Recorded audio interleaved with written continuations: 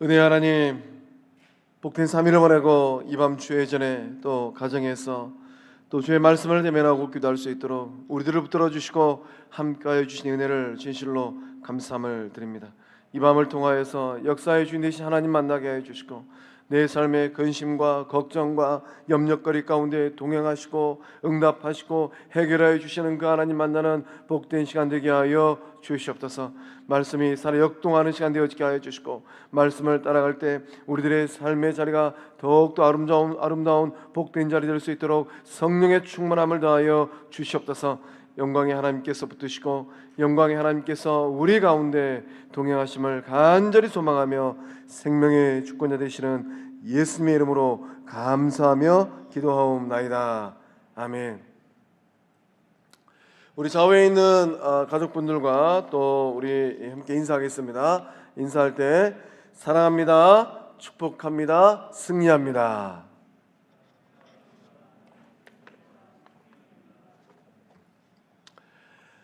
오늘 이 밤 함께 말씀 붙들고 또 기도하고 찬송할 때 놀라운 회복의 능력, 놀라운 생명의 능력이 우리 성광의 모든 식구들의 삶의 자리 가운데 충만하게 임할 줄로 믿습니다.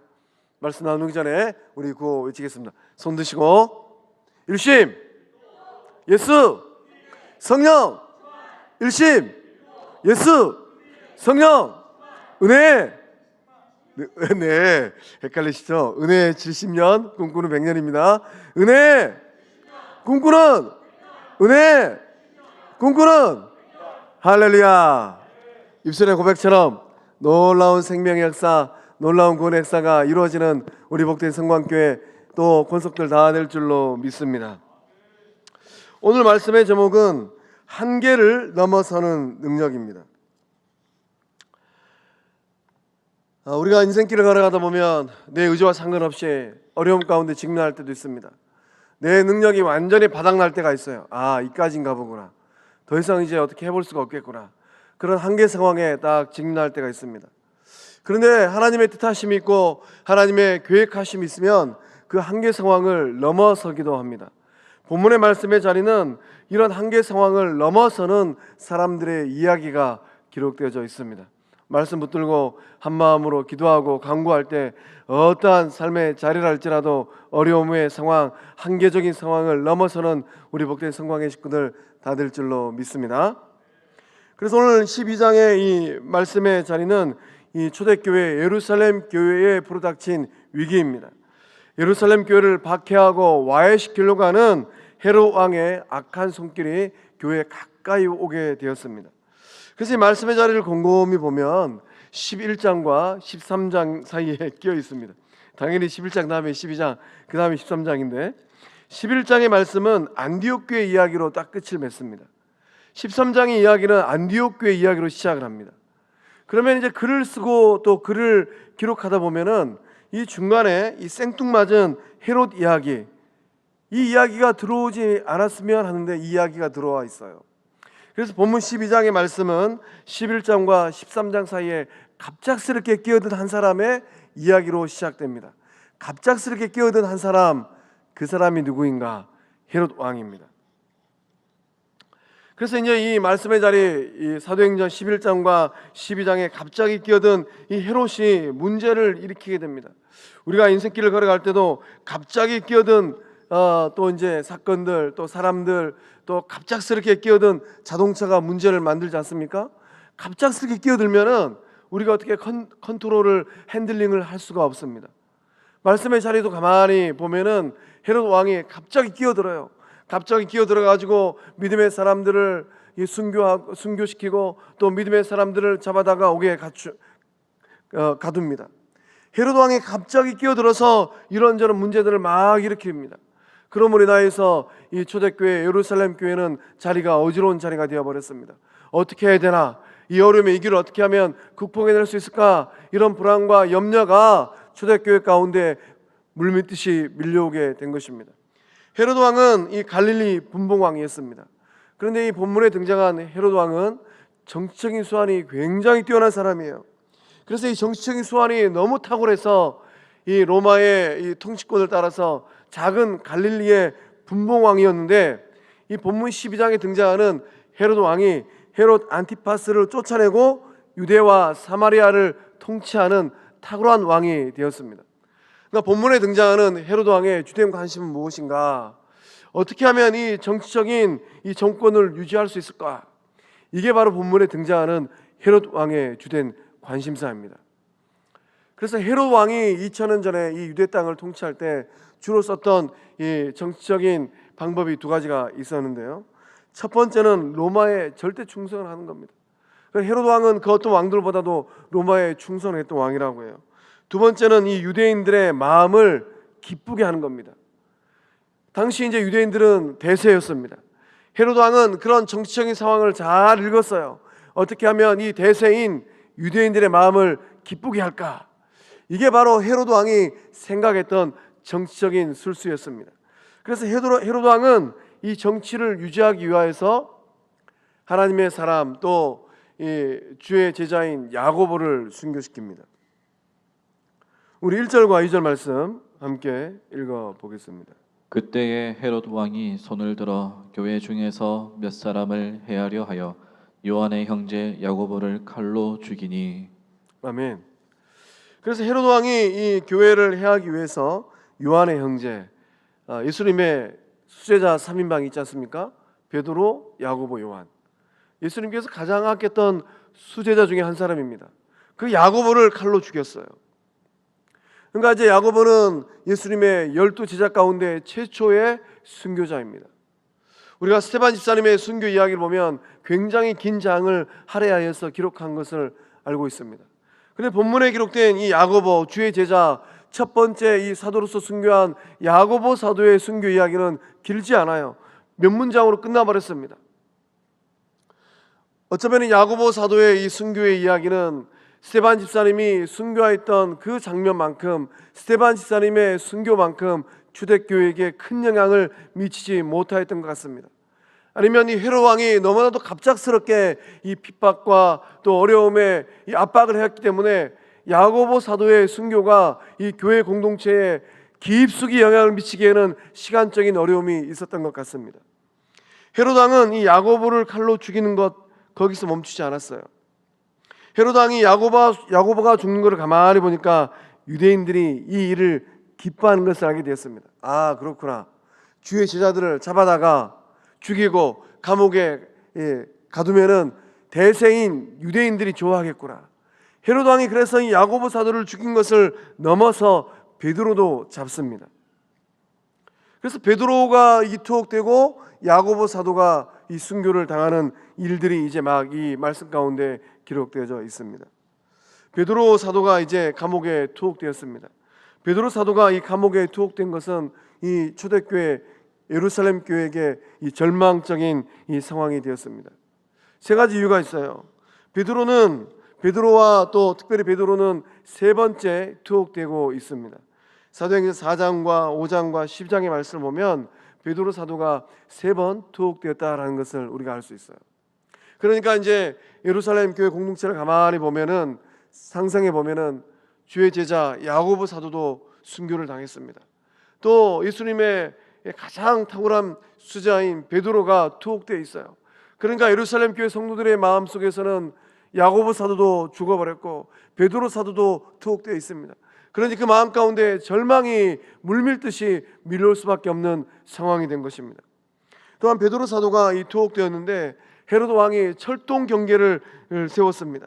그래서 이 파수꾼들을 세워가지고 군인들을 보내서 이 16명에 해당하는 4명씩 사조로 베드로를 지키게 하였습니다. 그러니까 베드로가 이 감옥에서 이렇게 나올 수 있는 방도가 묘연해진 거예요. 너무나도 많은 군인들이 지키고 있기 때문에 베드로 사도가 감옥에서 나올 수 있는 길은 힘들겠다. 이런 절망의 마음이 막 든 겁니다. 또 무엇보다도 베드로 사도에게는 시간이 별로 없습니다. 우리 이 말씀을 보면 3절의 말씀 함께 읽어보겠습니다. 유대인들이 이 일을 기뻐하는 것을 보고 베드로도 잡으려 할세 때는 무교절 기간이라. 아멘. 베드로 사도가 이 투옥된 것은 이 무교절 기간이에요. 그래서 4절의 말씀까지 가면 6월절 후에 백성 앞에 끌어내고자 하더라. 그러니까 유월절 앞에 이 베드로를 딱 끌어내면 우리 예수님의 그 죽음을 우리가 잘 알고 있는 것처럼 군중들이 또 베드로를 살려달라 그러면은 살려줄 수밖에 없습니다. 그러니까 헤로드 왕은 무기전이 다 지나고 난 후에 이 베드로를 딱 군중들 앞에 세우는 거예요. 그러면은 군중들의 요구 사항에도 주저함없이 베드로를 사형시킬 수 있습니다. 그러니까 베드로 사도에게는 시간이 얼마 남지 않았어요. 그러니까 베드로가 옥에 갇혀 있고 또 이제 베드로가 이 옥에서 이 지내고 있는 시간들이 총각을 다투고 있습니다. 그러다 보니까 이 베드로 사도는 이 사는 것과 죽는 것 그 사이에 딱 서 있는 거예요. 교회 공동체가 곰곰이 생각해 보니까 이러다가는 이제 베드로 사도도 사형을 당하겠구나. 이런 마음이 밀려옴으로 인하여서 예루살렘 교회는 불안과 염려 가운데 휩쓸리게 된 것입니다. 베드로의 투옥 후에 예루살렘 교회는 무엇을 하였습니까? 우리 오전의 말씀 함께 읽어보겠습니다. 이에 베드로는 옥에 갇혔고 교회는 그를 위하여 간절히 하나님께 기도하더라. 아멘. 베드로는 옥에 갇혀 있어요. 옴짝달싹할 수가 없습니다. 이런 베드로를 향하여서 교회는 간절히 하나님 앞에 기도하였다라고 성경은 기록하고 있습니다. 교회 공동체는 베드로의 이 투옥을 바라보면서 기도하지 않을 수가 없었어요. 왜냐하면 기도만이 이 교회 공동체가 이 어려움을 뚫고 나갈 수 있는 방법이었고 힘이었기 때문입니다.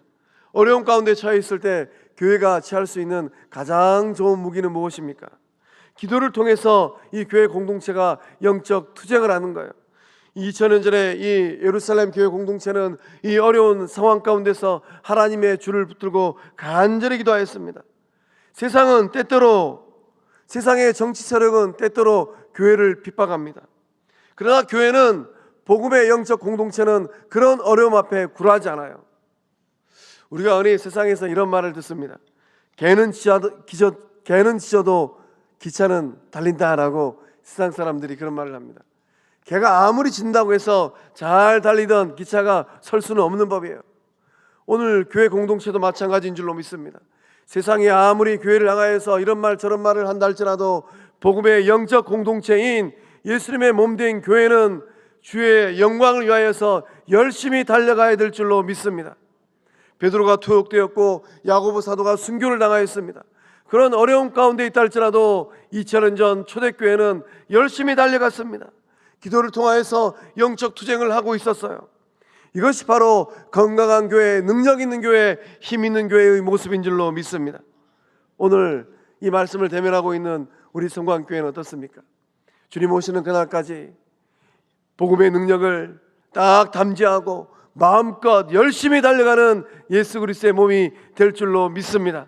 세상에서 아무리 이런저런 일이 일어난다 할지라도 복음의 능력을 가지고 멈춰 서는 것이 아니라 영혼을 향하여서, 열방을 향하여서 열심히 달려가는 능력 있는 주의 몸 다 될 줄로 믿습니다. 이 예루살렘 교회 성도들이 기도를 하는데 그 기도의 특징이 있습니다. 베드로의 구원을 위해서 간절히 기도했어요. 그러니까 이제 예루살렘 교회 공동체는 영적 거장 야고보 사도가 떠나버렸어요. 이러다가는 베드로 사도도 우리가 잃게 되겠구나. 간절히 기도하지 않을 수가 없었습니다. 또 베드로가 갇혀 있는 동안 이 예루살렘 교회 공동체는 쉬지 않고 지속적으로 기도했어요. 그러니까 이 대목이 참 중요한 것 같습니다. 우리가 주의 전에서 엎드려 기도하고 간구하며 나아갈 때 한 번 기도하는 것으로 끝나는 게 아닙니다. 하나님의 응답이 임하고 하나님의 능력이 임하는 그 순간까지 지속적으로 기도하는 교회가 능력 있는 교회인 줄로 믿습니다. 또한 이 예루살렘 교회는 이 베드로의 투옥 사건이 교회를 향하여서 유익한 방향으로 흘러가도록 간절히 기도하였습니다. 어떠한 일이 일어나면 이 일을 통하여서 이 원수 사단 마귀는 틈을 탑니다. 그래서 그 일을 통하여서 교회 공동체가 어려움을 직면하기도 하고 당하기도 합니다. 그 예루살렘 교회는 이 베드로 사도의 이 투옥을 바라보면서 하나님께서 이 투옥을 통하여서 그 교회 공동체 가운데 선하게 역사하시기를 간절히 기도하고 간구하고 있었던 것입니다. 그래서 우리가 곰곰이 생각해 보아야 될 게 있어요. 생명력 있는 기도는 어떤 기도입니까? 생명력 있는 기도는 간절함이 있는 기도인 줄로 믿습니다.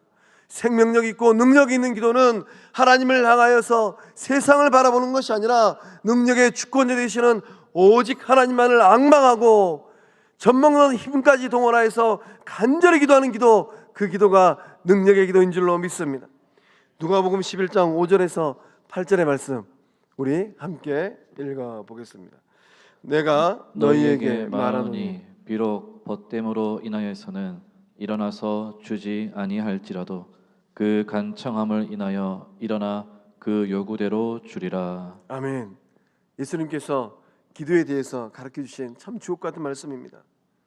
야밤에 한밤중에 이 벗이 찾아와서 이복에 떡 한 덩이만 주시게, 이렇게 얘기하면은 벗되었기 때문에 준다라고 말씀하지 않으셨어요.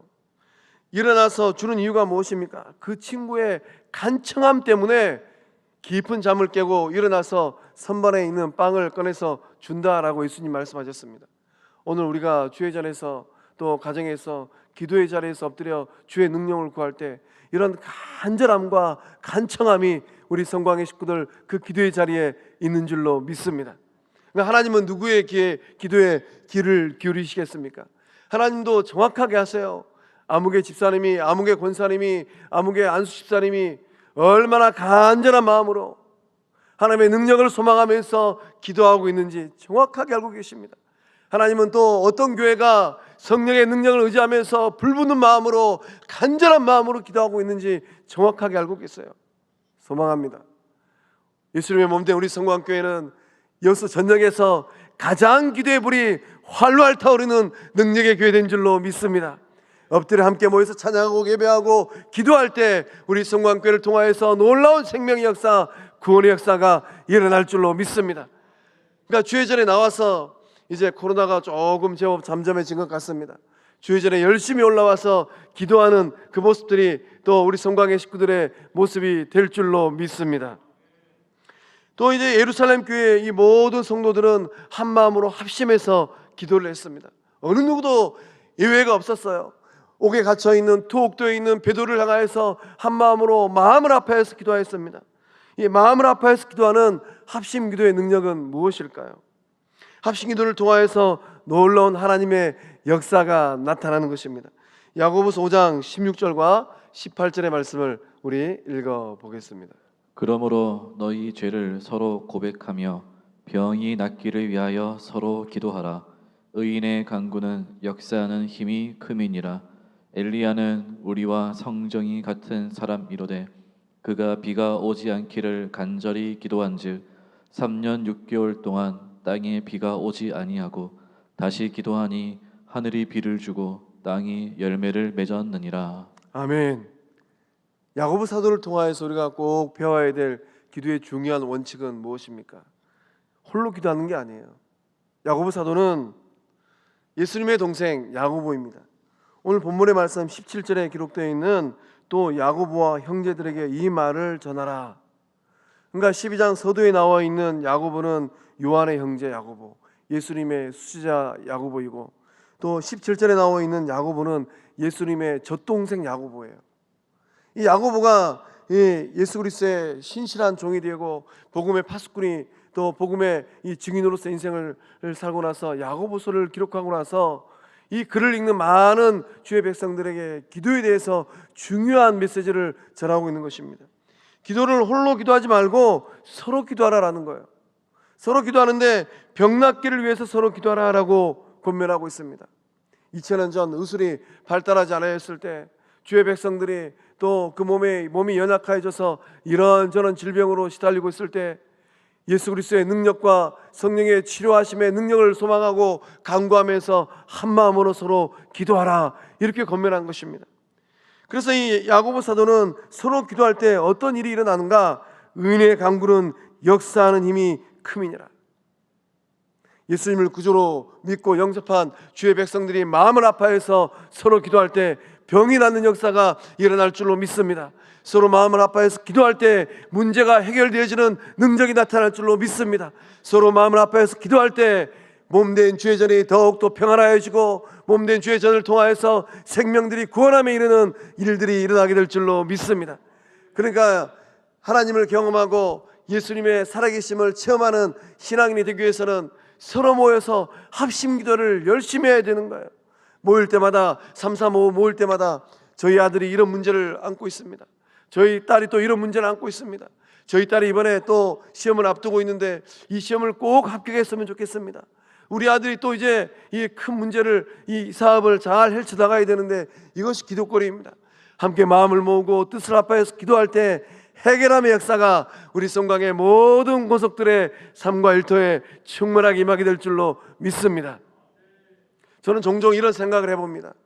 우리 성광교회 모인 주의 백성들이 또 때때로는 몸이 아프고 힘들고 어려울 때 예수님의 사랑으로 그 몸에 손을 얹고 주의 이름을 부르면서 간절히 기도할 때 놀라운 고치심의 역사, 회복의 역사심이 이 성전을 통하여서 일어나겠구나. 그래서 고침받은 주의 백성들이 덩실덩실 춤을 추면서 하나님께 영광을 돌리는 거예요. 우리 성광교회가 그런 능력 있는 교회 될 줄로 믿습니다. 입술로만 예수 믿는다고 그게 다가 아니에요. 성령의 능력을 의지하고 예수님의 이름을 의지하면서 기도하고 간구할 때 낫고 고침받고 해결함을 경험하고 체험하는 것, 이것이 바로 예수 믿는 즐거움이고 기쁨인 줄로 믿습니다. 그래서 우리 가운데, 우리 다음 세대 가운데 엘리야 같은 주의 사람들이 일어나기를 소망합니다. 엘리야는 우리와 성정이 같은 사람이로되 그가 비가 오지 않기를 간절히 기도한즉, 엘리야도 간절히 기도하였어요. 그렇게 기도하였을 때 어떤 일이 일어났습니까? 3년 6개월 동안 땅에 비가 오지 아니하고, 또 간절히 기도하니까 하늘이 비를 주고 땅이 열매를 맺었느니라. 인류 역사 가운데 하늘이 한 사람의 기도를 듣고 비가 오고 비가 그치고, 엘리야의 삶을 통하여서 그 놀라운 일들이 일어났습니다. 우리가 예수님 오시는 그날까지 은혜의 70년 꿈꾸는 100년을 향하여 달려가고 있는데, 우리 다음 세대들이 30년이 지나고 나면 기라성 같은, 기둥 같은 주의 사람들로 성장해 있을 줄로 믿습니다. 절박한 상황, 위태로운 상황에서 이 성도와 교회들이 취할 수 있는 최고의 선택은 무엇입니까? 그것은 전적 의탁하는 기도를 드리는 겁니다. 하나님 앞에 전적으로 의탁하고 하나님 손에 완전히 맡기는 기도를 하는 거예요. 그래서 우리가 오늘 본문의 말씀에 기록된 예루살렘 교회 성도들 바라보면서 본받아야 될 모습이 하나 있습니다. 예루살렘 교회 성도들은 전적 의탁하고 하나님 앞에 완전히 맡기고 기도하고 있는 것입니다. 오늘 현대를 살아가고 있는 많은 그리스도인들의 문제점이 있습니다. 무엇입니까? 너무 잘나고 똑똑해서 또 너무 능력이 많아서 기도를 하지 않는 것입니다. 간절한 기도를 하지 않는 성도들이 얼마나 많은지 몰라요. 우리 복된 성광교회 성도들은 아무리 삶의 자리 가운데 여유가 있고 배운 게 많고 능력이 있고 똑똑한 사람이라 할지라도 예수 그리스도의 복음과 영혼들을 향하여서는 간절히 기도하는 주의 백성들인 줄로 믿습니다. 예수님께서는 십자가를 딱 눈앞에 두시고 어떻게 기도하셨습니까? 우리가 간절히 기도해야 될 이유를 어디에서 찾게 됩니까? 예수님께서 기도하신 그 모습에서 우리는 찾아볼 수 있습니다. 누가복음 22장 44절의 말씀을 함께 읽어보겠습니다. 예수께서 힘쓰고 애써 더욱 간절히 기도하시니 땀이 땅에 떨어지는 핏방울 같이 되더라. 아멘. 이 땅에 오신 예수님도 어떻게 기도 생활 하셨습니까? 이 말씀 그대로 힘쓰고 애써 더욱 간절히 기도하셨어요. 예수님의 기도를 곰곰이 들여다보면 이 말씀 액면가 그대로 나누어보면 예수님께서는 힘쓰는 기도를 하셨고, 예수님께서는 애쓰는 기도를 하셨고, 예수님께서는 간절한 기도를 하셨어요. 우리 주님께서 십자가를 바라보시고 젖먹는 힘까지 동원하셔서 기도하셨을 것 같습니다. 우리 예수님께서는 십자가를 바라보면서 애간장이 끊어지는 그 순간까지 기도하셨을 것 같아요. 우리 예수님께서는 십자가를 바라보면서 간절히 하나님의 능력을 소망하고 기도하셨습니다. 오늘 주회전에서 또 가정에서 예배하는 우리 성광의 모든 식구들, 그 기도의 모습이 예수님 모습 될 줄로 믿습니다. 작은 일 하나를 할지라도 예수님께서 기도하셨던 것처럼 그렇게 기도하고 간구하며 나아갈 때 놀라운 하나님의 능력이 임할 줄로 믿습니다. 기도 없이는 사건과 사고가 많고 절망이 가득한 우리의 인생의 강을 무사히 건너갈 수가 없어요. 오늘 이 밤 이제 이후로부터는 기도하는 주의 백성이 되리라, 이렇게 결단하는 은혜가 임할 줄로 믿습니다. 예루살렘 성도들이 기도하는 동안에 베드로는 지금 어떠한 상태에 놓여 있습니까? 우리 6절의 말씀을 함께 읽어보겠습니다. 헤롯이 잡아내려고 하는 그 전날 밤에 베드로가 두 군인 틈에서 두 쇠사슬에 매여 누워 자는데 파수꾼들이 문 밖에서 옥을 지키더니 아멘. 베드로가 잡아내려고 하는 그 전날 밤입니다. 이 밤이 딱 지나고 나면 베드로는 이제 형장의 이슬로 사라지게 되는 거예요. 야, 내가 그런 상황에 놓여 있다면 나는 베드로처럼 잠을 잘 수 있을까? 아, 내일 이제 내 인생이 마지막이구나. 그러면은 그 밤 긴 밤에 잠을 자지 아니하고 사랑하는 사람들 얼굴도 떠올려보고 또 미처 못한 일들에 대한 또 아쉬움도 생각해보고 또 때때로는 그 밤에 이제 내일이면 내가 죽겠구나 하는 죽음에 대한 이런저런 생각을 해볼 것 같습니다. 근데 본문의 말씀에 기록된 베드로는 어떤 모습입니까? 두 구린 틈에서 쇠사슬에 매어 누워 잤다라고 기록되어 있어요. 한마디로 하면 베드로는 천하태평입니다. 내일이 그 인생의 마지막인지 아는지 모르는지 곤히 잠을 자고 있는 것 같습니다. 베드로의 이 모습을 곰곰이 보면 근심이 없고 걱정이 없어 보여요. 헤롯이 처형하기 이제 전날 밤인데 또 좌우에서는 두 명의 군인이 지키고 있는데 어떻게 베드로는 그런 것을 전혀 개의치 아니하고 곤히 잠을 잘 수 있을까? 두려움과 걱정에 얽매여 있는 모습이 없습니다. 어떻게 이럴 수 있을까? 성도의 삶은 무엇일까요? 성도의 삶은 그 생명까지 하나님께 완전히 맡기고 사는 삶인 줄로 믿습니다. 사도행전 5장에 보면 베드로가 두 번째 투옥된 말씀이 기록되어 있습니다.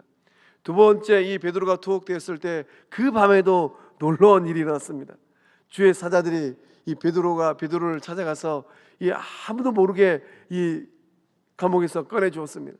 그러니까 베드로는 이제 세 번째 경험하는 거예요. 두 번째 때 아주 놀라운 일을 경험했기 때문에 어쩌면 베드로는 이 세 번째 투옥하는 이 대목에서 하나님은 그때도 나를 살려주셨기 때문에 이 밤에도 하나님께서 나를 건져내시리라, 이런 믿음이 그 마음에 있지 않았을까 하는 생각을 해보게 되었습니다. 우리가 세상을 살아가면서 우리 하나님 앞에 전적으로 맡기고 살아가야 될 것이 있다면 무엇입니까? 우리의 생명이에요. 그 생명까지도 하나님 손에 완전히 맡기고 나아갈 때 어떠한 어려움의 삶의 자리를 할지라도 두려워하는 삶이 아니라 평안한 삶이 될 줄로 믿습니다. 그래서 베드로가 옥중에서 누리는 이 평안의 비결은 무엇입니까? 하나님 앞에 전적으로 의탁하고 하나님을 전적으로 신뢰했기 때문입니다. 하나님께 다 맡기고 사느냐, 다 맡기지 못하고 사느냐에 따라서 신앙의 질이 달라져요. 이 감옥에 갇혀있는 베드로는 어쩌면 그 생명까지 하나님 손에 다 맡겼습니다. 하나님 알아서 하십시오 하고 베드로는 자버리는 거예요. 내 능력 밖에서 일어나는 일들이 얼마나 많이 있습니까? 그것을 내가 짊어진다고 해서 문제가 해결되는 것은 아닙니다. 내가 붙들고 있어봤자 해결될 기미가 보이지 않아요. 그러한 일들이 얼마나 많이 있는지 모릅니다. 오늘날 현대인들이 잠 못 이루는 밤을 지새는 이유가 무엇입니까? 우리의 일상생활 가운데 긴장이 많고 스트레스가 많고 생활에 대한 염려가 많기 때문입니다. 근데 이런 긴장과 스트레스와 생활에 대한 염려를 하나님 앞에 다 맡겨버리는 거예요. 하나님 알아서 하십시오. 전적으로 의탁하고 하나님을 전적으로 신뢰할 때 그 밤에 베드로가 누렸던 그런 평안함을 다 누릴 줄로 믿습니다. 그 베드로가 경험한 이 인생 평안의 비결이 베드로가 이제 노년에 그 베드로 이 전서 5장 7절의 말씀을 통하여서 고백을 합니다. 우리 함께 읽어보겠습니다. 너희 염려를 다 주께 맡기라. 이는 그가 너희를 돌보심이라. 아멘. 그 투옥된 그날 밤에 하나님께 주시는 평안함과 또 이 쉼을 누렸던 베드로가 인생길을 걸어가는 많은 또 영적 이 다음 세대를 향하여서 주옥 같은 말씀을 하고 있어요. 너희 염려를 다 주께 맡겨라. 이는 그가 너희를 돌보심이라. 오늘 이 말씀을 대면하고 있는 우리 성광의 식구들 어떻습니까? 그 삶의 자리에 있는 크고 작은 염려를 다 하나님 앞에 맡기고 인생길을 걸어가고 있습니까? 아니면 이것은 맡기고 이것은 내가 짊어지고 어떤 것은 맡겨놓고 어떤 것은 내가 짊어지고 이렇게 인생길을 걸어가고 있습니까? 우리 성광의 모든 식구들은 어떤 염려를 할지라도 하나님 앞에 다 맡기고 인생길을 걸어가는 복된 주의 지자들인 줄로 믿습니다. 오늘날 이 과학이 발달되어지고 또 의료 체계가 발달된 이 시대를 살아간다 할지라도 우리 현대인들이 안고 있는 염려거리가 얼마나 많은지 몰라요. 경제적인 염려거리가 있습니다. 주식에 투자를 했는데 이 주식 시장이 하루아침에 달라져요. 어떤 날은 이 주식이, 내가 산 주식이 종이쪼리가 되어버리기도 합니다. 또 은행에 맡겨놓았던 이 지금들이 사라져버리기도 해요. 또 내가 사두었던 이런저런 또 땅들, 또 부동산들이 오르락 내리락 합니다. 또 내가 투자했던 그 일이 잘못되어서 싹 날아가 버리게 해요. 이런 삶의 자리에 있다 보니까 우리는 경제적인 염려를 다 안고 이 세상을 살아갑니다. 또 어떻습니까? 자식들에 대한 염려가 있어요. 사건과 사고가 얼마나 많은지 우리 자식들은 이 하루도 평안할까? 저 먼 객지에 살고 있는데 별일은 없을까? 또 부부 사이에 대한 염려도 많이 있습니다. 우리 부부는 100년 회로할 수 있을까? 또 내 삶에 절박한 문제들이 막 밀려와요. 사업에 대한 염려도 있고 건강에 대한 염려도 있습니다. 현대인들이 이런 염려거리를 안고 살아가다 보니까 오늘을 살고 있는 많은 현대인들은 절박한 상황들 가운데 몰리게 됩니다. 이 관계들이 파괴되어지고 또 사람들에 대한 미움과 또 그 마음 가운데 원망과 불평이 가득합니다. 또 그 개인적으로 이 갖지 말아야 될 나쁜 습관들도 갖고 있어요. 보지 말아야 될 것을 보고 또 가지 말아야 할 것을 가게 되는 좋지 않은 습관들이 있습니다. 또 남에게는 말 못할 많은 인생의 문제들을 안고 살아갑니다. 그러다 보니까 우리 주변에 있는 많은 사람들은 절망의 늪에 빠져서 허우적거리고 있어요. 어떤 사람들은 인생의 풍파에 휩쓸려서 안절부절 못합니다. 또 우리 주변에는 책임감이 없는 사람들이 굉장히 많이 있어요. 요 근래 9시 뉴스의 소리가 알게 된 그런 사람들, 굉장히 책임감이 없는 사람들입니다. 이런 인생길을 걸어갈 때 이런저런 문제들 내가 붙들고 있다고 해서 절대 해결되지 않습니다. 이런 문제들은 어떻게 됩니까? 이런 문제들은 내가 안고 있는 한 내 마음이 상하고 속이 상하고 정신이 사납고 밤에 잠을 곤히 잘 수가 없는 거예요. 이런 일들은 오직 하나님 앞에 맡길 때 하나님께서 책임져 주시는 역사가 일어날 줄로 믿습니다. 하나님께 전적으로 맡기는 비결은 무엇이겠습니까? 우리가 하나님 앞에 우리의 인생을 걸어갈 때 경험하게 되는 크고 작은 일들을 어떻게 하면 완전히 맡길 수 있을까요? 인생의 운전대를 우리 손에서 놔버려야 돼요. 아예 그냥 그 운전석에서 내려와 버려야 합니다. 그리고 운전대를 누구에게 넘겨줘야 되는가? 하나님에게 넘겨주는 거예요. 하나님께서 내 인생의 운전대를 잡으십시오. 아예 하나님께서 내 인생의 운전석에 앉으십시오. 하나님을 초청하고 하나님 앞에 완전히 이양하는 것입니다. 하나님께서 내 인생 버스를 운전하시고 하나님께서 내 인생 버스를 이끌어 가실 때 비로소 우리의 삶에는 평안과 우리의 삶에는 염려가 아닌 주님이 주시는 기쁨이 임하게 될 줄로 믿습니다. 그래서 우리는 인생길을 걸어갈 때 우리의 삶의 기준을 명확하게 해야 됩니다. 모든 일을 할 때 우선순위를 정해야 됩니다. 그 우선순위를 명확하게 해야 돼요. 또 어떠한 상황에 처할 때는 그 상황의 경중을 따질 수 있어야 됩니다. 또한 어떤 일을 직면한다 할지라도 하나님의 영광을 위해서 최선을 다하는 삶을 살아야 돼요. 오늘 이 밤 하나님 앞에 내 인생의 운전대를 내어드리고 하나님을 내 인생의 운전석에 앉히심으로 말미암아 어떤 염려가 또 근심 걱정이 있는 인생살이를 할지라도 전능하신 하나님께 주시는 평안이 우리 송강의 모든 식구들 그 삶에 가득가득 차고 넘칠 줄로 믿습니다. 이 베드로가 이 꿈결 같은 탈옥을 하게 돼요. 그 과정을 보면 참 신기합니다. 우리 7절에서 9절의 말씀 한번 읽어보겠습니다. 호련히 주의 사자가 나타나매 옥중에 광채가 빛나며 또 베드로의 옆구리를 쳐 깨워 이르되 급히 일어나라 하니 쇠사슬이 그 손에서 벗어지더라. 천사가 이르되 띠를 띠고 신을 신으라 하거늘 베드로가 그대로 하니 천사가 또 이르되 겉옷을 입고 따라오라 한데 베드로가 나와서 따라갈새 천사가 하는 것이 생시인 줄 알지 못하고 환상을 보는가 하니라. 아멘. 베드로가 이 감옥에서 이제 나가는데 그 모습을 상상해 보면 참 신기합니다. 베드로는 하나님의 이 초자연적인 도움으로 감옥을 빠져나가게 됩니다. 그래서 이 말씀을 보면 세 가지 특징이 있어요. 그 쇠사슬이 손에서 벗어져 버렸습니다. 열쇠도 없는데 어떻게 쇠사슬이 벗어질 수 있을까요? 또 이 천사의 말을 따라서 띠를 띠고 신을 신고 겉옷을 입고 말없이 따라갔습니다. 세 번째가 참 신기해요. 문이 저절로 열렸습니다. 오늘 우리가 이 건물 들어가면 이 센서가 알아서 문이 저절로 열리는 자동문들이 많이 있지 않습니까? 그러니까 자동문의 원조가 어디 있는가 하면 바로 여기 있는 거예요. 문이 저절로 열리더라.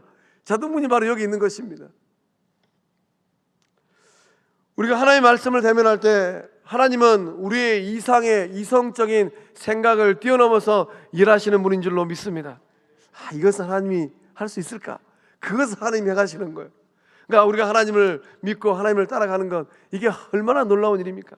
오늘 새벽에 우리가 이 새벽 말씀을 통하여서 살펴보았던 것처럼 여호수아가 태양아 너 거기서 멈춰라. 그러니까 하나님이 태양을 멈춰버리신 거예요. 그러니까 현대 과학으로서는 도저히 상상할 수 없는 일이죠. 그러니까 우리가 성경을 읽으면서 이런 이야기들을 대면할 때 여기서 바로 이제 하나님을 향하여서 전적인 믿음이 있느냐 없느냐가 판가름 나는 것입니다. 내 이성적인 머리로는 이해가 되지 않는다 할지라도 그 하나님을 향하여서 믿음을 가질 때 우리의 인생길을 걸어갈 때 어려움의 문들이 저절로 열려지는 일들이 일어날 줄로 믿습니다. 우리 성곽의 모든 식구들은 닫혀있는 문 앞에서 안절부절 못하는 인생이 아니라 전능하신 하나님의 역사하심으로 말미암아 어떤 인생의 문들이 할지라도 딱 서는 순간 저절로 열려지는 역사함들이 일어나는 복된 삶이 될 줄로 믿습니다. 베드로가 이렇게 또 천사의 인도함을 따라서 순전하게 따라 나서는 이유는 무엇입니까? 하나님을 향한 믿음 때문이에요. 베드로는 그 옥중에서도 베드로는 하나님을 향하여서 기도하였을 것 같습니다. 베드로가 그 옥에서 어떠한 일을 하였는지 기록되어 있지는 않아요. 그러나 믿음의 거장 베드로는 투옥되는 그 순간 하나님의 뜻하심을 간구하고 또 하나님의 능력을 소망하면서 기도하였을 것 같습니다. 사도행전 5장에 만난 그 하나님, 이 밤에 역사하여 주시옵소서. 그때 그 옥에서 나를 건져내신 하나님, 이 옥에서도 건져내 주시옵소서 하고 코 골고 자버리는 거예요. 우리는 로마서 8장 28절의 말씀을 통하여서 하나님께서 우리들의 삶에 어떠한 일을 행하시는가 명확하고 분명하게 알 수 있습니다. 우리 함께 읽어보겠습니다. 우리가 알거니와 하나님을 사랑하는 자 곧 그의 뜻대로 부르심을 입은 자들에게는 모든 것이 합력하여 선을 이루느니라. 아멘. 하나님을 사랑하는 자가 누구입니까? 하나님께서 예수님을 통하여서 자녀 삼은 사람들이에요. 예수님을 통하여서 성부 하나님의 한량없는 사랑을 알게 된 사람들입니다. 그래서 그 하나님을 사랑하는 자들이 하나님의 그 뜻대로 부르심을 입은 자들이 예수님을 통하여서 구원함을 받은 주님의 백성들이 기도하고 간구할 때 모든 것이 합력하여 선이 이루어지는 일들이 나게 될 줄로 믿습니다. 그러니까 하나님께서 천사를 보내가지고 자고 있는 베드로를 툭 쳐갖고 야 너 그만 자고 일어나라. 코 좀 그만 고고 일어나라. 좌우에 있는 군사들도 모르는 거예요. 또 수갑이 풀어지고 또 문이 저절로 열려져서 이 무사히 감옥을 빠져나온 것입니다. 하나님께서 이렇게 합력하여 선을 이루시는 놀라운 일들이 이 밤 일어나게 될 줄로 믿습니다. 그러니까 주의 백성들이 어느 곳에서 무엇을 한다 할지라도 깨어 기도해야 될 이유가 이렇게 중요한 것입니다. 내가 간절한 마음으로 전심전력을 다해서 기도하고 난 후에는 눈을 크게 뜨고 봐야 될 게 하나 있습니다. 뭘 봐야 됩니까? 나의 기도를 들으신 하나님께서 이제 이후로 어떻게 응답하실까? 하나님, 이것이 골칫거리입니다. 이 문제를 해결을 받았으면 좋겠습니다. 딱 기도하고 나면 그때부터는 믿음으로 보는 것입니다. 하나님께서 누구를 통하여서 하나님께서 어떠한 방법으로 이 일을 이루어 가시는지, 이 일을 해결하시는지 그것을 보는 거예요. 그 보는 눈을 가지고 있는 사람들이 바로 영적 영안을 가진 주의 백성들인 줄로 믿습니다. 그래서 베드로가 이 11절을 통하여서 또 놀라운 고백을 합니다. 우리 11절의 말씀 함께 읽어보겠습니다. 이에 베드로가 정신이 들어 이르되 내가 이제야 참으로 주께서 그의 천사를 보내어 나를 헤롯의 손과 유대 백성의 모든 기대에서 벗어나게 하신 줄 알겠노라 하여. 아멘. 베드로가 비로소 이제 정신을 차리고 고백을 하는 겁니다. 이에 베드로가 정신이 들어. 이 전까지는 베드로가 이게 꿈인지 환상인지 헷갈렸을 것 같아요. 그런데 이제 비로소 이제 정신을 딱 차리고 보니까 이제야 참으로 주께서 그의 천사를 보내어 나를 헤롯의 손과 유대 백성의 모든 기대에서 벗어나게 하신 줄 알겠노라. 알겠노라. 이 말씀에 동그라미 치셔야 돼요. 은혜의 삶을 살고 있는 주의 백성들은 어떤 사람들입니까? 그 기도를 들으신 하나님의 역사하심을 알겠노라라고 고백하는 사람들이에요. 내가 다 맡기고 기도했더니만 하나님께서 이렇게 응답하셨습니다라고 고백하는 사람들, 그 사람들이 바로 하나님의 자녀들인 줄로 믿습니다. 하나님의 능력으로 기적적으로 구출받았어요. 그것을 딱 입을 다물고 있는 것이 아니라 입을 열고 간증하고 고백하는 겁니다. 신앙은 무엇입니까? 살아있는 신앙은 어떤 신앙입니까? 하나님의 은혜를 알아가는 것, 이것이 바로 살아있는 신앙인 줄로 믿습니다. 우리가 인생길을 걸어가면서 위기 속에서, 염려 속에서 기도해야 될 이유가 무엇입니까? 하나님께서 살아계시기 때문이에요. 하나님께서 살아계셔서 그 기도를 들으시고 응답하시기 때문입니다. 하나님께서 가장 좋은 방법으로 역사하시기 때문이에요. 도전합니다.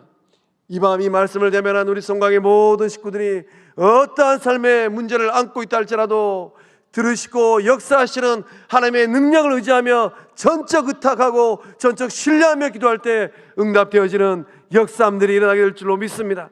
굳게 닫힌 문들이 저절로 열려지는 역사함들이 이 밤 일어나게 될 줄로 믿습니다. 우리 이 시간 교회에 일어나라 결단송하고 또 기도함으로 오늘 수요 기도회를 마치도록 하겠습니다.